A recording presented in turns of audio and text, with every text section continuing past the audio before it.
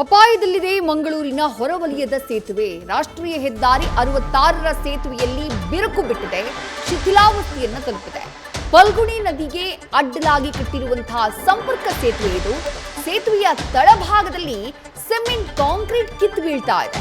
ಸೇತುವೆಯ ತಳಭಾಗದಲ್ಲಿ ಕಬ್ಬಿಣದ ರಾಡ್ಗಳು ತುಕ್ಕು ಹಿಡಿತಾ ಇದೆ. ಆಮೆಗತಿಯಲ್ಲಿ ಪರ್ಯಾಯ ಸೇತುವೆಯ ಕಾಮಗಾರಿ ಸಾಗ್ತಾ ಇದೆ. ಕಳೆದ 4 ವರ್ಷಗಳಿಂದ ಕಾಮಗಾರಿ ಆಮೆಗತಿಯಲ್ಲಿ ಸಾಗ್ತಾ ಇದ್ದು, ಈ ಬಾರಿ ಮಳೆ ಜೋರಾಗ್ತಾ ಇದ್ದ ಹಾಗೆ ಜನರಲ್ಲಿ ಆತಂಕ ಹೆಚ್ಚಾಗ್ತಾ ಇದೆ.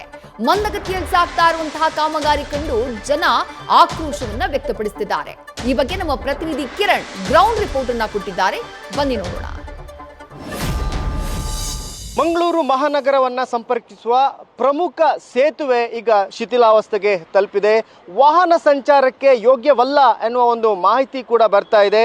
ಕೂಳೂರಿನಲ್ಲಿರುವಂತಹ ಈ ಒಂದು ಸೇತುವೆ ನ್ಯಾಷನಲ್ ಹೈವೇ 66ರ ಮೇಲೆ ನಿರ್ಮಿಸಿರುವಂತಹ ಈ ಒಂದು ಸೇತುವೆ ಫಲ್ಗುಣಿ ನದಿ ಅಡ್ಡಲಾಗಿ ಕಟ್ಟಿರುವಂಥ ಸೇತುವೆ ಇದು.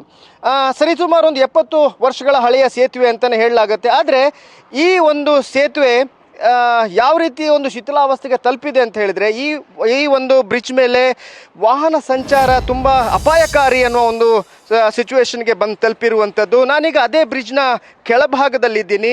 ನೀವು ನೋಡ್ಬೋದು ಈ ಒಂದು ಬ್ರಿಡ್ಜ್ ಯಾವ ರೀತಿ ಒಂದು ಶಿಥಿಲಾವಸ್ಥೆಗೆ ತಲುಪಿದೆ, ಈ ಸೇತುವೆ ಎಷ್ಟು ಶಿಥಿಲಾವಸ್ಥೆಗೆ ತಲುಪಿದೆ ಅಂತ. ಪಿಲ್ಲರ್ಗಳಲ್ಲಿ ಬಿರುಕು ಬಿಟ್ಟಿರುವಂಥದ್ದು, ಹಾಗೆಯೇ ಅಲ್ಲಿರುವಂತಹ ಈ ಕಬ್ಬಿಣದ ರಾಡ್ಗಳು ಕೂಡ ಕಾಣಿಸ್ತಾ ಇದ್ದಾವೆ. ಅಲ್ಲಿ ಈ ಹಿಂದೆ ಅಂದರೆ 70 ವರ್ಷಗಳ ಹಿಂದೆ ನಿರ್ಮಿಸಿದಂತಹ ಒಂದು ಈ ಬ್ರಿಡ್ಜ್ ಈಗ ಅಲ್ಲಿಯ ಸಿಮೆಂಟ್ಗಳು ಕೂಡ ಕಿತ್ತು ಬೀಳ್ತಾ ಇದ್ದಾವೆ.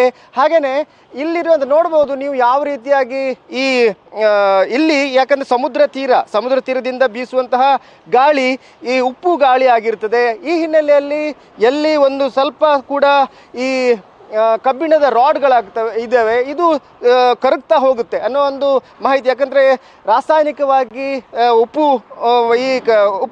ಗಾಳಿ ಈ ಒಂದು ಕಬ್ಬಿಣದ ರಾಡ್ಗಳನ್ನು ಕರಗಿಸ್ತವೆ ಅನ್ನೋ ಮಾಹಿತಿ ಇದೆ. ಈ ಹಿನ್ನೆಲೆಯಲ್ಲಿ ಈಗ ನೋಡ್ಬೋದು ಯಾವ ರೀತಿಯಾಗಿ ಈ ಒಂದು ರಾಡ್ಗಳು ಕರಗ್ತಾ ಇದ್ದಾವೆ. ಹಾಗೆಯೇ ಪಿಲ್ಲರ್ಗಳ ಸಿಮೆಂಟ್ಗಳು ಕೂಡ ಕೆಳಗೆ ಬೀಳ್ತಾ ಇರುವಂಥದ್ದು, ಒಂದೊಂದು ಪೀಸ್ಗಳು ಕೆಳಗೆ ಬೀಳ್ತಾ ಇದ್ದಾವೆ. ಅಂದರೆ ಈ ಒಂದು ಬ್ರಿಡ್ಜ್ ಮೇಲೆ ವಾಹನ ಸಂಚಾರ ಬ್ರಿಡ್ಜ್ ಮೇಲೆ 40-50 ಟನ್ನ ಘನ ವಾಹನಗಳು ಕೂಡ ಹೋಗ್ತವೆ. ಈ ಹಿನ್ನೆಲೆಯಲ್ಲಿ ತುಂಬ ಅಪಾಯಕಾರಿ ಒಂದು ಸಿಚುವೇಶನ್ನಲ್ಲಿ ಈ ಒಂದು ಬ್ರಿಡ್ಜ್ ಇರುವಂಥದ್ದು. ಈ ಒಂದು ಬ್ರಿಡ್ಜ್ಗೆ ಪರ್ಯಾಯವಾಗಿ ಇನ್ನೊಂದು ಬ್ರಿಡ್ಜನ್ನು ನಿರ್ಮಾಣ ಮಾಡಲಿಕ್ಕೆ ಈಗಾಗಲೇ ಜಿಲ್ಲಾಡಳಿತ ಮುಂದಾಗಿತ್ತು. ಆದರೆ 4 ವರ್ಷಗಳಿಂದ ಆಮೆಗತಿಯಿಂದ ಈ ಒಂದು ಕಾಮಗಾರಿ ಸಾಗಿದೆ.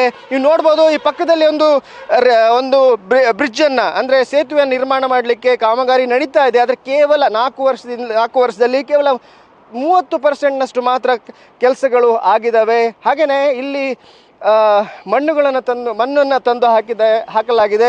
2000 ಲೋಡಷ್ಟು ಮಣ್ಣುಗಳು ಇಲ್ಲಿ ಹಾಕಿರುವಂಥದ್ದು. ಇದು ಕೂಡ ಈ ಬಾರಿಯ ಮಳೆ ಬಂದರೆ ಈ ನದಿ ಉಕ್ಕಿ ಹರಿತದೆ.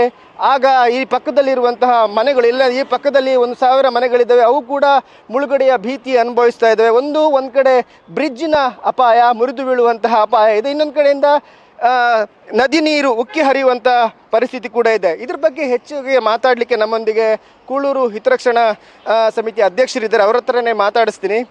ಸರ್, ಇದು ಈ ಬ್ರಿಡ್ಜ್ ಎಷ್ಟು ಅಪಾಯದಲ್ಲಿದೆ ಅಂತ ಅನಿಸ್ತದೆ? ಬಹುಶಃ ನಾವು ನೀವೆಲ್ಲ ಎನಿಸೋದಕ್ಕಿಂತ ಜಾಸ್ತಿ ಅಪಾಯದಲ್ಲಿ ಈ ಬ್ರಿಡ್ಜ್ ಇದೆ. ಯಾಕೆಂದರೆ ಅದು ಕಬ್ಬಿಣ ಎಲ್ಲ ಕರಗಿ ಅದು ಯಾವ ಸ್ಥಿತಿಗೆ ಮುಟ್ಟಿದೆ ಅಂತೇಳಿ ಇಲ್ಲಿ ಕೆಳಗೆ ಬಂದು ನೋಡಿದವ್ರಿಗೆ ಮಾತ್ರ ಗೊತ್ತಾಗ್ತದೆ. ಇದು ಬ್ರಿಡ್ಜು ಆದಷ್ಟು ಬೇಗ ಬ್ರಿಡ್ಜನ್ನು ಸೇತುವೆ ವ್ಯವಸ್ಥೆ ಆಗಲಿಲ್ಲ ಅಂದರೂ ಕೂಡ ಈ ಬ್ರಿಡ್ಜಲ್ಲಿ ಅದ್ರ ಬಗ್ಗೆ ಅವರು ಗಮನ ತಗೊಂಡು ಏನು ಮಾಡಬೇಕಂತ ಜಿಲ್ಲಾಡಳಿತ ಅದನ್ನು ಥಿಂಕ್ ಮಾಡಬೇಕಾಗ್ತದೆ. ಧನ್ಯವಾದ.